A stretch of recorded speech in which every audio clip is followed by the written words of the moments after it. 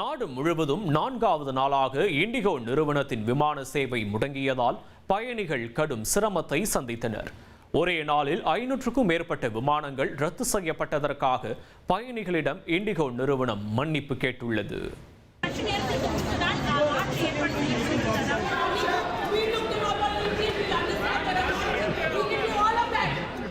விமானங்கள் ரத்து, விமானம் புறப்பட தாமதம் உள்ளிட்ட காரணங்களால் இண்டிகோ நிறுவன ஊழியர்களிடம் பயணிகள் வாக்குவாதத்தில் ஈடுபட்ட காட்சிகள்தான் இவை.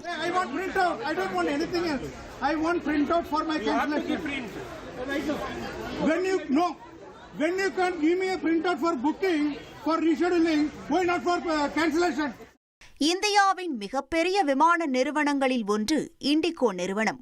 உள்நாடு மற்றும் சர்வதேச அளவில் நாளொன்றுக்கு 2200க்கும் மேலான விமானங்களை இண்டிகோ நிறுவனம் இயக்கி வருகிறது. கடந்த சில நாட்களாக அந்த நிறுவனம் விமானம் ரத்து, விமானம் தாமதம் என தீவிர பிரச்சினைகளை எதிர்கொண்டு வருகிறது.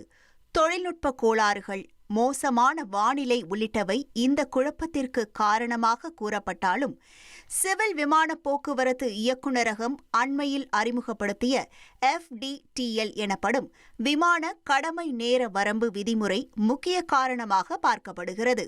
விமானிகள் மற்றும் கேபின் குழுவில் உள்ளவர்களின் வேலை நேரத்தை நிர்ணயிக்கும் இந்த புதிய விதிகள் அவர்களின் பணி அழுத்தத்தை குறைக்கும் நோக்கில் அமல்படுத்தப்பட்டதாக தெரிவிக்கப்பட்டது.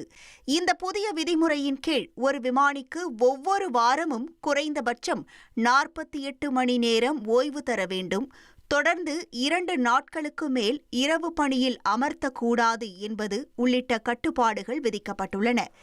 சிவில் விமான போக்குவரத்து துறையின் புதிய விதிமுறைகளால் பல்வேறு விமான நிறுவனங்களில் ஆள் பற்றாக்குறை ஏற்பட்டுள்ளது.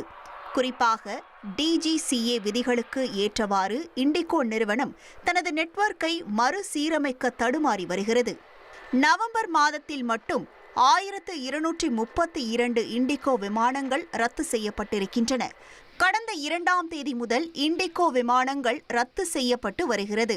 டிசம்பர் 5ஆம் தேதி தலைநகர் டெல்லியிலிருந்து இயங்கும் அனைத்து இண்டிகோ உள்நாட்டு விமானங்களும் ரத்து செய்யப்பட்டது. ஒரே நாளில் 500க்கும் மேற்பட்ட விமானங்கள் ரத்து செய்யப்பட்டதால் விமான நிலையங்களில் லட்சக்கணக்கான பயணிகள் தவிப்புக்கு உள்ளாகினர். பெங்களூரு விமான நிலையத்தில் சபரிமலை ஐயப்பன் கோவிலுக்கு செல்ல டிக்கெட் முன்பதிவு செய்திருந்த ஐயப்ப பக்தர்கள் கடைசி நேரத்தில் விமானம் ரத்து செய்யப்பட்டதால் போராட்டத்தில் ஈடுபட்டனர்.